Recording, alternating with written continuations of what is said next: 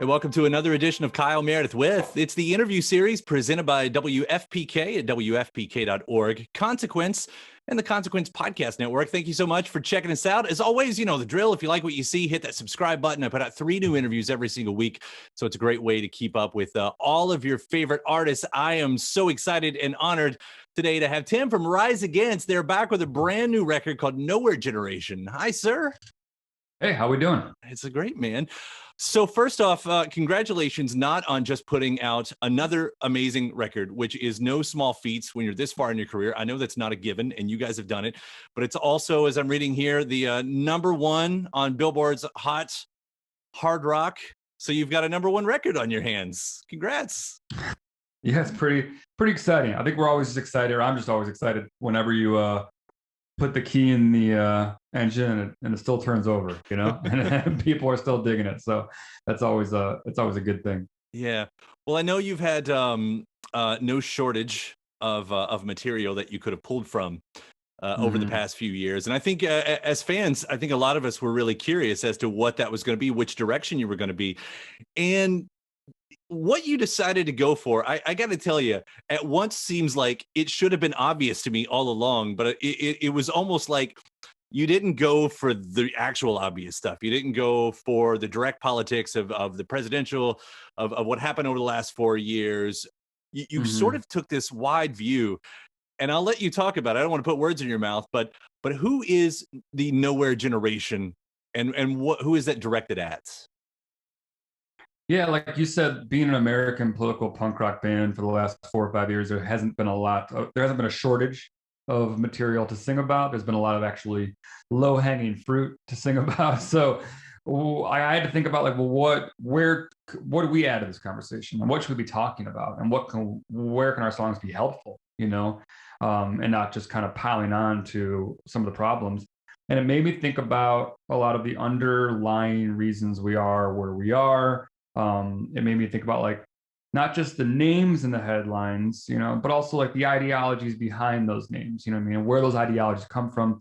Why are we as people so torn into different camps and like different tribes, and what's causing that, you know? Because I believe that like human beings we're generally good people, and we can be reasonable, and then we are sort of manipulated by external forces. And so I wanted to think about what those external forces are. And that got me thinking about this younger generation and the soil in which they are growing in, and if there's something wrong with that soil, and asking the questions like, is their experience different than, say, my experience when I grew up, you know? And if it is different, how is it different, you know? And at what point do we stop making fun of millennials, you know, and start listening to what they have to say and really lend an ear to their fears and anxieties about what tomorrow looks like? And that became this whole nowhere generation concept, this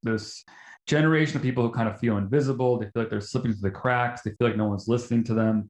They feel like people are dismissing or shrugging off their concerns. And so when that happens, they get sort of disengaged from the institutions around them. And that's kind of what the record ended up kind of veering towards. Yeah, I don't know if it was intentional, but it does seem like there's a callback in the song, in the title track, Nowhere Generation, to the song Satellite, because you have that line back then, we are the orphans of the American dream. And if that was on purpose or if it's not, I would be curious, like, how has your view of what the American dream has meant changed for you? Yeah, I mean, when I grew up, like a single income family could live a middle class lifestyle in America, right? Is that true today? You know, that's a question that we have to ask. And oftentimes the answer is no. Like when I grew up, you know, we weren't throwing around terms like concentrated wealth and the 1%, you know, which are now kind of household terms now. There has been a shift, right? And there's been a shift away from looking at life, you know, and the world is like a long-term way, or looking at this country in a long-term way, and how do we grow and create opportunities for people to thrive. And if the shift has been to more of a short-term thing, like now how do we make as much profit as we can for as many shareholders as we can? And that disconnect, I think, is one of the things that is the impact is falling on young people, and it's falling on future generations. We're looking at downward mobility instead of upward mobility, and that's something that nobody wants to see. And so that's something I think we need to start talking about and addressing. Yeah, it's interesting. You and I are only 2 or 3 years difference. You just got me by a couple of years there, I think. Okay. And it is, because growing up, like, that was still parts of where I came from. I mean, I'm from rural Kentucky, in the middle of it. It's a small place, but you still heard about that. I was still to an age where I was living off of my older siblings and my parents' reruns and everything. So I was getting that. So the American dream was still being sold to me at the time of also Reaganomics and everything. The trickle down wasn't happening, and we saw that. I mean, and now seeing that the younger generation is just like, oh, to hell with this, is not all that surprising. But for folks my age, it has been a bit of reckoning that's had to come along with that. Yeah, like you got to put yourself in the shoes of somebody who keeps getting the goalpost moved on them. You know what I mean? Somebody who's running the race, they're doing what they need to do. They're working, they're going to school, they're paying off loans, and like they're going as hard as they can, and the finish line just keeps moving, And so when that happens to somebody, they react the same way we probably all would react. They'd eventually just put their middle fingers up and be like, wait, Right. This wasn't part of the deal. This wasn't part of the contract. I agree to do my part. Now, where is the other part? And so it's hard to blame young people and I keep saying young people, but like people our age are going through this, people older than us are going through this. It's hard to blame them if they start to feel detached from the institutions around them that are meant to help them thrive. That's why we exist in some sort of civilization, some sort of society. It's why we decided not to be just cavemen. We decided to actually organize. It's why we all agree to stop at red lights when they turn red, so the other person can go. We do this. We make compromises to exist in these societies, and the idea is that if you stop at the red light and let the other person go, eventually you're going to get your turn. That's why you do it. It's something we just understand. And sometimes people just aren't getting their turns, and they're thinking, I've been at this red light for a long time. Mm-hmm. So when you approach it in the songwriting, then, getting to this actual album, I think one of the surprising parts, it's maybe surprising is not the right word, but the fact that you use the word we. I mean, you're talking about someone younger than you. You're talking about another generation. And I understand that you're coming at it maybe from an anthem point of view. Like, this is the moment everybody gets to sing it live. Yeah. But is there some kind of, compromise when you're writing that you sort of put yourself with? And I know not like I is not always the artist in a song. Right. Like, that's a rule and everything. But when you're using that word we in these moments, is there sort of a compromise for you within that?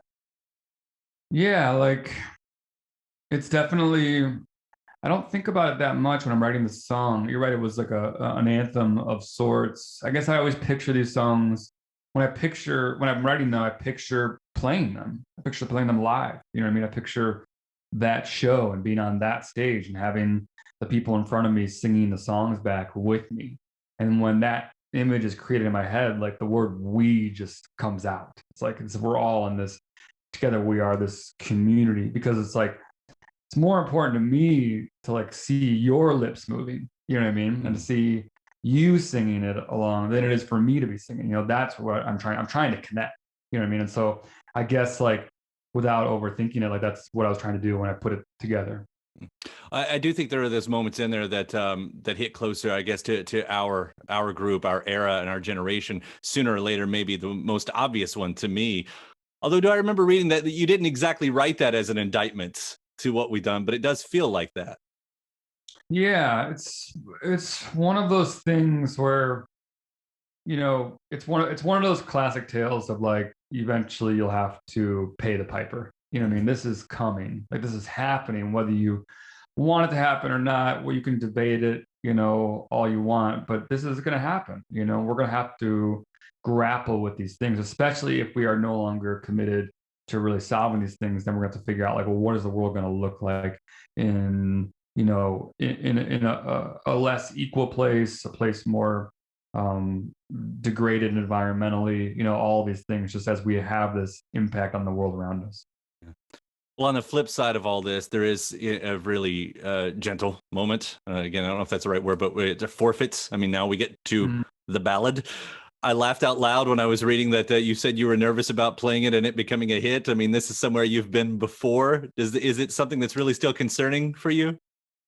Uh, Not so much. That one was just like it was my first venture into like finger picking, you know what I mean? Which my producer convinced me to do. He's like, you can do it. So I was like, all right, but if people like this song, I'm gonna have to really be able to deliver. So luckily I've had a lot of time in this pandemic to practice it, so I'm ready for day one. But yeah, like Rise Against fell backwards into the ballad world with our song Swing Life Away. Like years ago, that was like the origin of Swing Life Away was a song that I wrote with no real intention for what it was going to be. And around the same time, an independent label called Fearless hit us up and asked if we would contribute a song to their Punk Goes Acoustic compilation. And we were still on our first record. And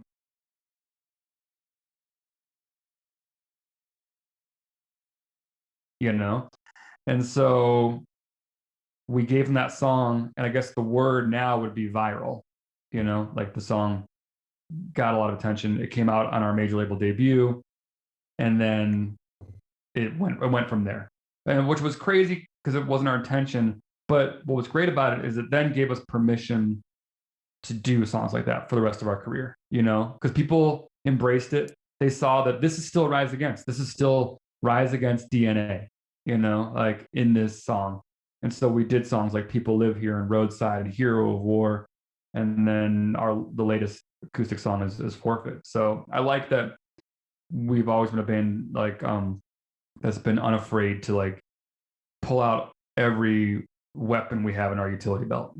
It's interesting when I hear Swing Life Away because it's not a song that I hear every day, but every now and it'll come on.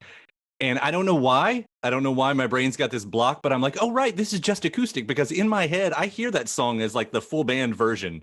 Like it's still like it's the reverse Ghost Note Symphony in my head. Like, I don't know if that can ever happen, but I love that. Well, it's great because a song should be a feeling, you know what I mean? Like it should give you a feeling. That's what it's about. You know what I mean? Like I read, you read like a record review or something down there, describe like a band's origins or roots, and then they describe like what they sound like, and then there might be a disparity between the two. And to me, it's like, but we're just trying to create something that makes you feel the same way we felt when we heard our favorite bands. And so that's what we're talking about when we're talking about influence. I'm not talking about like stealing chords, you know what I mean? And like going to the same producer and trying to sound like somebody else. We're creating a feeling. Right. The Ghost Notes have continued. You've done a version of the title track, "No Regeneration." I did think a lot of us thought that maybe Volume 2 was going to be the next follow-up, but was that ever in the plan? I mean, you name something Volume 1, you're setting yourself for people like me going, so when's the next one? Right. Yeah, that was a great way to like I think hold ourselves to it too. You know what I mean? It was like, because when we made that record, it started as going into a studio to do 2 or 3 songs that were just going to be like bonus something, and 2 or 3 turned into 6 turned into 8. Next thing you know, we had like 10 or 11 songs. We're like, wait, this is actually like a record. But honestly, like the 10 or 11 we were still talking about like 5, 6, 7 more, but we only spent 12 days on it. And so instead of capping it at that, we're like, you know what, let's put a pin in this. Let's come back, let's leave these ideas on the table, get more ideas from our fans, see if they like this thing, and if they do, let's come back one day and reopen this can of worms and get back into it. So was it going to be our next release? I mean, 2020 was a year turned upside down, so there were definitely times everything was on the table at one point. And is it something that we'll look at in the future? Absolutely. We still talk about it, and I'm just excited that our fans really did like embrace it and not just kind of like move on. Like they still talk about it, and it's great to hear how people reacted to it. Yeah.